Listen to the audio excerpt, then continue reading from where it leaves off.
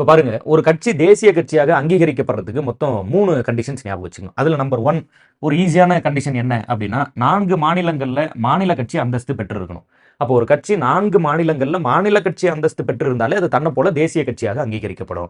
அப்ப அந்த அடிப்படையில தான் ஆம் ஆத்மி பார்ட்டி வந்து தேசிய கட்சியாக அங்கீகரிக்கப்படுது. எந்தெந்த மாநிலங்கள்ல இது மாநில கட்சியாக அங்கீகாரம் பெற்றிருக்கு? டெல்லி, பஞ்சாப், கோவா மற்றும் குஜராத். டெல்லி, பஞ்சாப், கோவா மற்றும் குஜராத். ஸோ அப்போ 4 மாநிலங்கள்ல மாநில கட்சியாக அந்தஸ்து பெற்றிருந்தா, அப்போ மாநில கட்சியாக அந்தஸ்து பெறதுக்கு என்ன கண்டிஷன்ஸ் அப்படின்னு தோணலாம். இப்போ அடுத்து அதை பார்ப்போம். பட் இப்போதைக்கு ஃபர்ஸ்ட் பாயிண்ட் என்ன ஞாபகம் வச்சுக்கிறோம்? 4 மாநிலங்கள்ல மாநில கட்சி அந்தஸ்து பெற்றிருந்தா அந்த கட்சி தேசிய கட்சியாக அங்கீகரிக்கப்படும். ஆம் ஆத்மி அப்படிதான் தேசிய கட்சி அந்தஸ்து வாங்குறாங்க. எந்தெந்த மாநிலத்தில் அங்கீகரிக்கப்பட்டிருக்காங்க? டெல்லி, பஞ்சாப், கோவா, குஜராத். டெல்லியில வந்து எம்எல்ஏ சீட் இருக்கிறனால அதையும் சேர்த்துக்கிறோம்.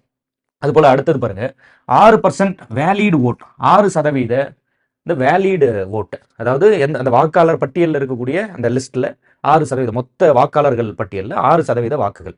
அதை எப்படி நம்ம எடுத்துக்கிறோம் அப்படின்ட்டுனா, 4 or more states in Lok Sabha or assembly elections. அப்போ 6% வாக்கு இருக்கணும். எத்தனை மாநிலங்கள் இருக்கணும்? 4 அல்லது 4க்கு மேற்பட்ட மாநிலங்கள்ல 6% வாக்கு. அது ஐதர் லோக்சபா பாராளுமன்றத்திற்கு போகக்கூடிய லோக்சபா எலெக்ஷனாகவும் இருக்கலாம், அல்லது மாநில முதலமைச்சரை தேர்ந்தெடுக்கக்கூடிய அந்த அசம்பிளி எலெக்ஷனாகவும் இருக்கலாம். இல்லையா இல்ல பிளஸ் அது கூட சேர்த்து அண்ட், ஏன்னா அது கூட சேர்த்து வேற என்ன அப்படின்ட்டுனா, 4 லோக்சபா சீட்டு, அட்லீஸ்ட் குறைந்தபட்சம் 4 லோக்சபா சீட்டு வந்து வெற்றி பெற்றிருக்கணும். ஸோ அப்போ இந்த 3ல ஏதாவது ஒரு கண்டிஷனை அதாவது இது 3ல ஏதாவது ஒரு கண்டிஷனை அது வந்து அதாவது சாட்டிஸ்ஃபை பண்ணுச்சுன்னா போதுமானது. இந்த 3ல ஏதாவது ஒரு கண்டிஷனை சாட்டிஸ்ஃபை பண்ணாலே போதுமானது. அப்போ இந்த 3ல ஏதாவது ஒரு கண்டிஷன், அப்போ அந்த ஒவ்வொரு கண்டிஷன் என்ன தெளிவாக புரிஞ்சுக்கணும். முதல் கண்டிஷன் என்ன சொல்றோம்? 4 மாநிலங்கள்ல மாநில கட்சியாக இருந்தா தேசிய கட்சி.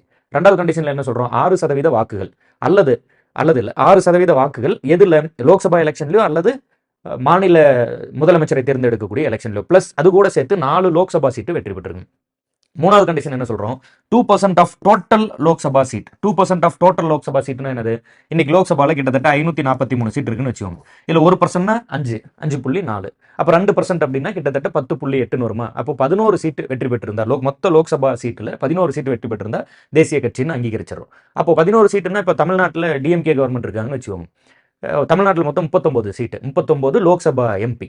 அப்போ 39ல ஒரு 11 சீட்டு வெற்றி பெறாங்கன்னா அவங்க வந்து மாநில தேசிய கட்சி ஆயிடுவாங்களா அப்படின்னா அப்படி இல்லை. அப்போ என்ன சொல்றோம்? ஃப்ரம் 3 டிஃபரண்ட் ஸ்டேட்ஸ், 3 வெவ்வேறு மாநிலங்கள்ல இருந்து 11 குறைந்தபட்சம் 11